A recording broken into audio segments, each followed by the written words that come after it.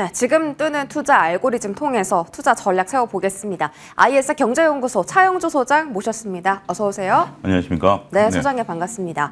자, 오늘 키워드는요. 반등장 속의 주도주 찾기고요. 코스피가 어느새 이렇게 많이 올랐을까 싶을 정도로 최근 랠리를 펼쳐가고 있습니다. 분명히 주도 섹터는 있을 것인데 지금은 약간 뭐 선두주자가 있다기보다 전반적으로 상승하는 느낌이라 저희가 한번 주도주를 찾아보죠. 첫 번째 키워드는요. 바로 20만 닉스 회복입니다. 오늘 뭐 다올투자증권 쪽에서도 하이닉스 목표 주가 29만 원 상향 리포트 제시했고요. 사우디랑 지금 엔비디아랑 함께 파트너십 맺으면서 사우디의 AI 공장도 짓고 팩토리도 짓고 또 칩까지 같이 공급한다. AMD까지 함께 그런 결합을 손을 맺고 잡았습니다. 자, 그렇다면 국내에는 긍정적인 이슈, 영향을 줄 수 있을지 궁금한데 이 소식으로 이제 좀 반도체가 더 갈 수 있다라고 보세요? 아니면 또 다른 이슈가 필요합니까? 반도체가 현재 체력을 유지하기 위해서는 이런 소식들이 계속 들어와 줘야 돼요. 그러니까 우리가 여러분들이 아셔야 되는 게 이 뉴스가 반도체를 새롭게 이끄느냐라고 봤을 때는 물론 부분들이 되겠죠. 자, 차영주가 이 몸무게를 유지하기 위해서 밥을 매번 하루에 세 끼, 네 끼를 먹어야 됩니까? 안 먹어야 됩니까?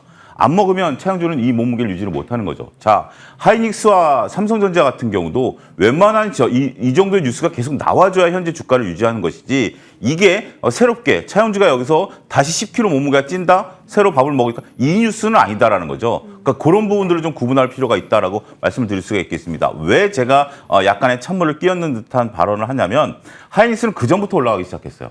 하이닉스는 그전부터 올라가기 시작했고 18만 원서부터 20만 원대 초반까지 움직이기 시작했어요. 이 뉴스가 선반영된 것일까요? 이건 아무도 모르는 거죠. 왜냐하면 이런 부분들이죠. 자, 하이닉스를 봐야 되는 미묘한 셈법을 제가 머니투데이에서 처음으로 공개해 드리도록 하겠습니다. 뭐냐면 하이닉스가 일주일 사이에 공매도가 삼성전자 다음으로 많아졌습니다. 여러분들 HTS에서 확인해 보실 수 있습니다. 2주간의 간격으로 공매도 상위 종목을 치면 1위가 삼성전자가 나오고 20위 안에 하이닉스가 눈을 씻고 봐도 없습니다. 그것을 일주일로 클릭을 하면 바로 삼성전자 밑에 하이닉스가 바싹 달라붙었습니다. 그만큼 공매도가 많아졌다는 얘기죠. 그런데 이 기간 동안 외국인과 기관들의 매수가 집중 들어왔습니다. 그리고 차트도 19만 원에서 20만 원까지 올라왔다는 거죠. 이게 무엇이냐라면 현재 하이닉스는 중요한 수급의 변곡점에 있다는 겁니다. 어떠한 수급의 변곡점? 여기서 공매도는 누구일까요? 외국인과 기관들이 사는데 개인일 가능성이 크다라는 거죠. 이제 개인도 공매도가 가능해졌습니다. 그리고 그들의 시간은 3개월이죠. 근데 벌써 20만 원대 안착을 하면 10% 정도 손실이 나는 거죠. 만약에 여기서 제 개인적인 뇌피셜입니다만 하이닉스가 21만 원이 가는 순간 그들의 손실폭은 20%로 확대가 되고요. 그렇게 되면 공매도 쇼커버링이 들어올 가능성이 크다라는 겁니다. 저는 삼성전자와 하이닉스를 얘기할 때 어떤 재료에 대한 얘기보다 수급에 관한 얘기를 말씀드려왔고 MTN에서 하이닉스에 대한 수급 논리를 그동안 지속적으로 말씀드려왔습니다. 하이닉스를 지금 볼 때는 이 재료가 어떠한 모멘텀을 만드는 것은 플러스 알파예요. 하지만 현재 하이닉스가 갖고 있는 이 공매도에 대한 중요한 수급의 논리를 여러분들이 읽으신다라면 하이닉스를 바라볼 수 있는 새로운 눈이 될 수 있다. 이번에 사우디아에 관련된 뉴스는 충분히 차영주가 이번에도 살이 안 빠지겠구나라고 여러분들 인식하실 수 있는 것처럼 하이닉스가 되밀리지 않을 수 있는 중요한 뉴스가 된다라는 점에서는 긍정적이다 이렇게 평가하겠습니다. 지금 하이닉스를 긍정적으로 보고 계신 것 같고요.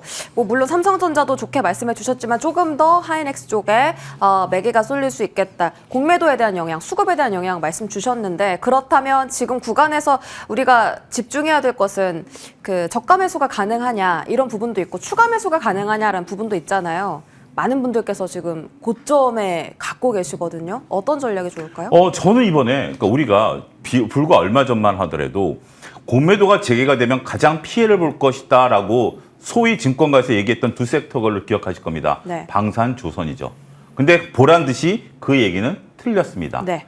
그 뒤로 조선주 같은 경우 번갈아 가면서 기억이 납니다. 미포조선, 하나오션, 삼성중공업이 고점에서 각각 10%씩 슈팅이 나왔어요. 이건 뭐죠? 공매도 쇼커버링이죠. 대형주가 고점에서 10%씩 올라가는 것은 공매도 쇼커버링 외에는 설명할 방법이 없습니다. 자, 하이닉스 23만 원에 제 얘기를 별로 귀담아 안 들으시고 저는 23만 원에 충분히 매도기에 드렸었죠.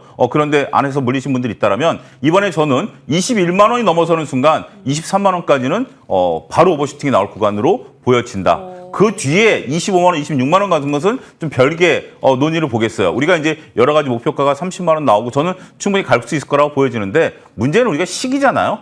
시기잖아요. 저도 와이프한테 살 뺀다라고 얘기를 했습니다. 와이프는 6개월 만에 빼라 그런 거고 저는 3년 내에 뺄 생각이 있는 거죠. 그 시기의 문제 아니겠습니까? 하지만 그 시기가 길어질수록 삼성전자가 8만 전자에서 9만 전자, 10만 전자 간다라는 거 분명 갈 겁니다. 그 시기가 언제인지 모르는 거죠. 따라서 하이닉스를 그동안 오랫동안 보유하셨던 분들 입장에서는 25만 원 목표가를 나름대로 제시해드리고요. 거기서의 전략을 다시 한번 보셔야 되지 않을까 싶습니다.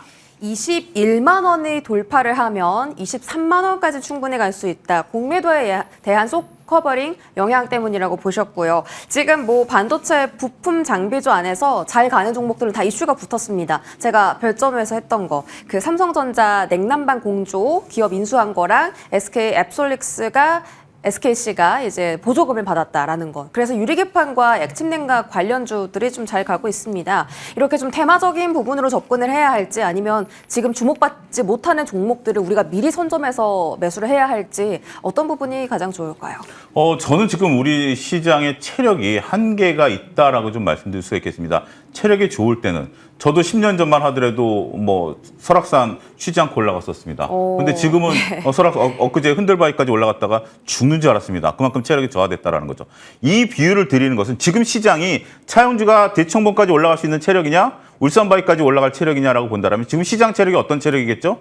울산바위 정도 체력이다라는 거죠. 그러면 여기서 업종을 넓히는 것에 대해서는 반대입니다. 지금 액침냉각과 유리기판, CXL 다가올 미래이긴 하죠. 하지만 이들이 지금 돈을 막 무작정 돈을 긁고 있나요? 돈을 긁고 있는 섹터는 유일하게 뭐죠? HBM밖에 없다라는 거죠. 그래서 저는 이런 것들을 움직일 수는 있는데 이게 이제부터 시작이라기보다는 지금 현재 또 시장의 하나의 특징은 체력이 약하기 때문에 누군가 뭔가 얘기가 나오면 폭발성을 가지고 있는 건 사실입니다. 네. 따라서 그 폭발성을 이용한 2, 3일 정도의 수익 매매 전략으로 접근하시는 것이 유효하지 않겠는가. 바로 지난주에 강했던 게 뭐죠? 고용 리노공업들이잖아요. 이제 와서 많은 분들이 거론하는데 상대적으로 수익률을 이렇게 못 쫓아오잖아요. 그런 것처럼 지금 유리기판 액침냉각들이 새롭게 부각이 되는 순간 고용과 리노공업은 우리 머릿속에 사라져버렸어요. 이런 것처럼 그런 식의 스윙, 그 기준점은 누구다? 하이닉스가 살아있다라는 거. 누군가 살아있다는. 삼성전자 지금 우리 벌써 방송 시작한 지 한 5분 넘었는데 삼성전자 한 번도 거론 안 했어요.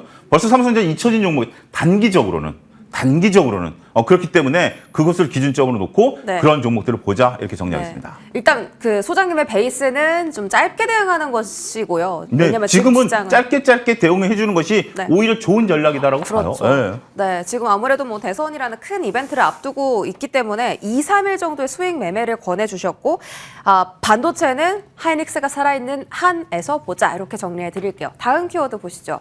다음 키워드는 여전히 강한 조선과 방산입니다. 지금 관세 피해 때문에 빚받지 못한 섹터가 올라올 거다라는 것까지는 알고 있고요. 이제 좀 장기적으로, 중기적으로 봤을 때는 실적도 좋으면서 관세 무풍지대를 봐야 된다라는 이야기가 증권가에서 나오는데 그것이 조선, 방산이라는 거죠. 그러면 소장님 말씀처럼 뭐 4월 내내 방산 조선 고점에 대해 했던 그 코멘트들이 다 틀린 거잖아요. 지금 구간부터 중요합니다. 지금이라도 아니면 지금도 위험하다? 어떻게 보세요? 지금 모르겠다. 모르겠다. 지금 모르겠다. 솔직하시네요. 네. 지금 모르겠다. 왜 그러냐면 조선방산에 대한 뉴스가 긍정적인 뉴스를 갖고 오라면 1시간 동안 말씀드릴 수 있습니다. 네.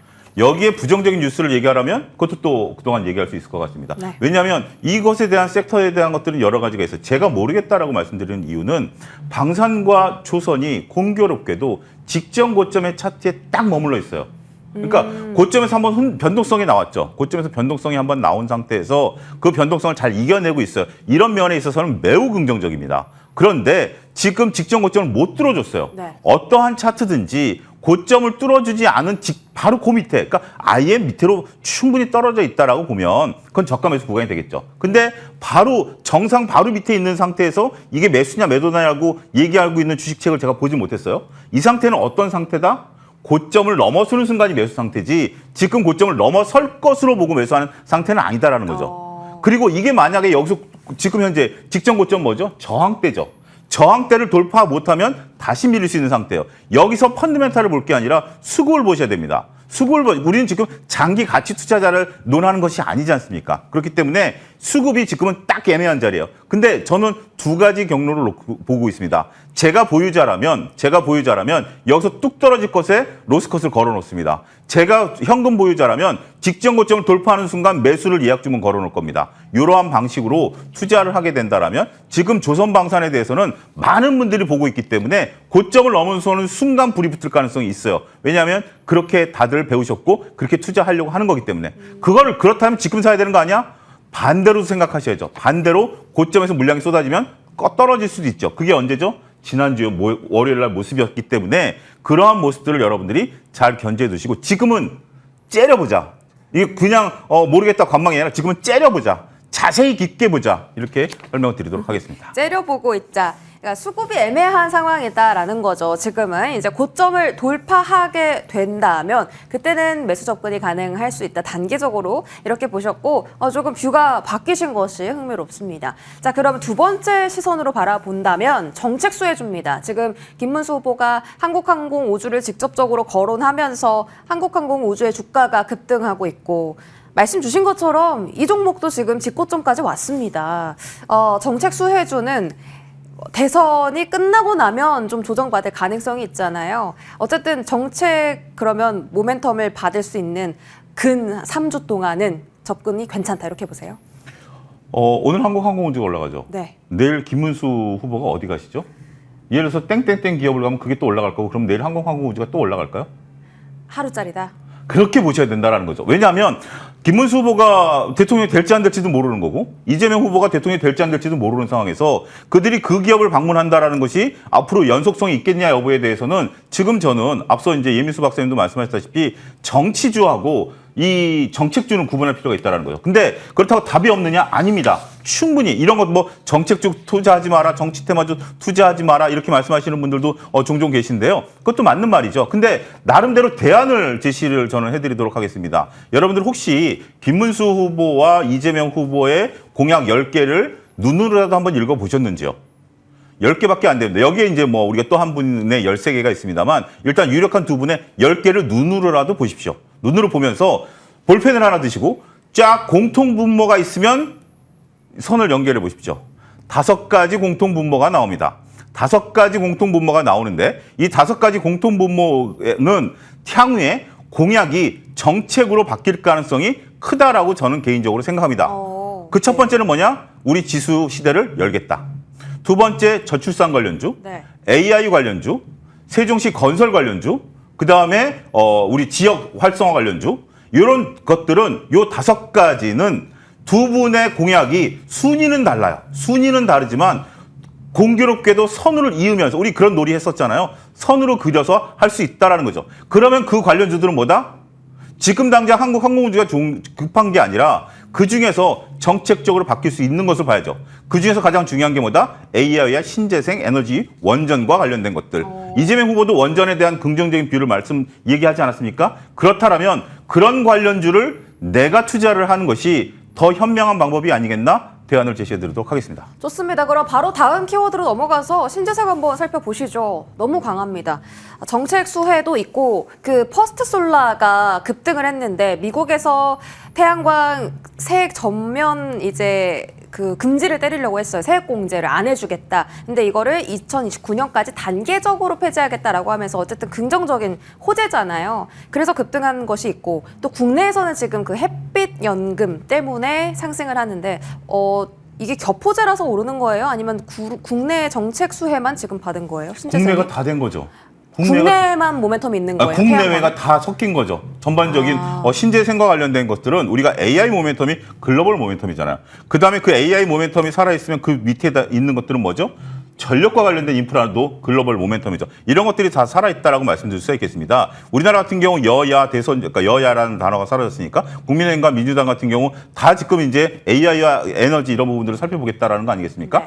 이런 부분들에 대한 것들은 지금 빠르게 진행되는 거죠. 어차피 원전은 좀 시간이 걸리는 거고 태양광이라든지 지금 이제 남해벨트에 우리가 전력 고속도로를 만들겠다라는 거 아니겠습니까? 이건 당장 시행될 수 있는 거죠. 그다음에 우리가 석탄 화력 발전을 2050년에 중지시키겠다라고 하면 신재생을 지금부터 투자를 해야 된다라는 거죠. 이런 로드맵들이 나오는 겁니다. 특히 이제 미국 같은 경우는 그런 거죠. 제 아내가 저보고 6개월 만에 살 10% 빼라? 저 못 뺍니다. 그럴 바에는 1년 시간을 줄게. 천천히 빼라는 거 아니겠습니까? 네. 지금 당장 신재생 에너지에 보조금을 안 주면 전력을 어떻게 할 거예요? 대안 없이, 그러니까 우리가 그렇잖아. 쥐를 몰더라도 도망갈 구멍을 보고 몰라라는 거 아니겠습니까? 그런 것처럼 미국도 지금 결국은 나아가야 될 방향에 맞춰서 시간을 주자라는 거죠. 우리의 나아갈 바는 뭐다? 그동안에는 원전이다 아니다라는 거였습니다만 원전에 대한 글로벌 뷰가 바뀌어버렸잖아요. 이 AI가 터지면서 기존의 방식으로는 안 되겠다. 원전을 다시 갖고 오자라는 방식으로 바뀌었고 여기에 이재명 후보도 긍정적인 코멘트를 했기 때문에 그래서 오늘 두산 엘리베이터 같은 종목들이 저렇게 날아가는 거 아니겠습니까? 신재생 지금 더 갑니까? 더 갑니다. 그렇기 때문에 이 신재생이야말로 제가 말씀드렸던 것처럼 이건 예입니다. 한국항공우주 살까요? 두산 엘리베이터 살까요? 저라면 두산 엘리베이터입니다. 왜냐하면 두산 엘리베이터는 뭐 지금 당장 오늘 회사라는 게 아니라 정책주를 볼 때 오늘 누가 어디를 방문했다가 아니라 이게 진짜 나중에 공약이 정책으로 바뀔 수 있는 대표 주자가 무엇이냐라고 봤을 때는 그러한 관련주를 투자하는 것이 저는 좋다 이렇게 설명드리겠습니다. 좋습니다. 마지막으로 반등 서망 로봇도 보겠습니다. 뭐 정책 소외하면 로봇도 있잖아요. 네. 이것도 단기발 이슈가 아니라 어쨌든 로드맵이 좀 펼쳐지고 있는 상황이고 대외 이슈도 있기 때문에 로봇은 어떻게 보세요? 짜장면이 막 나왔을 때 뜨끈한 막 짜장면하고 네. 한 30분 지난 짜장면하고 맛이 똑같나요? 다르죠. 다르죠. 네. 자, 지금 이제 우리가 로봇주들 같은 경우는 그동안에 대기업 관련설, 휴머노이드 로봇 관련설, 로봇팔 관련설 벌써 그 얘기가 나온 지 꽤 오래됐습니다. 저는 더군다나 지금 모 종목은 3일째 상한가입니다. 그런 정도라면 로봇 관련주는 식은 짜장면에 비유하도록 하겠습니다. 아, 좋습니다. 깔끔한 설명. 네, 잘 들었고요. IS 경제연구소 차영조 소장과 함께했습니다. 고맙습니다.